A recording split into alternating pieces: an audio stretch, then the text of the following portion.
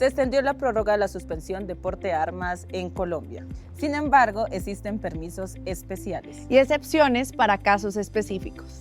La medida fue prorrogada para todo el año 2026 según el decreto 1482 del 31 de diciembre del 2025.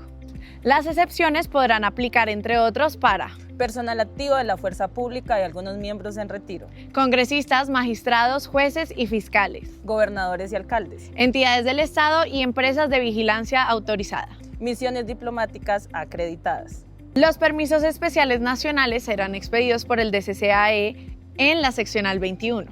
Estas disposiciones están reguladas por la Directiva Ministerial 002 y 003 del 2026.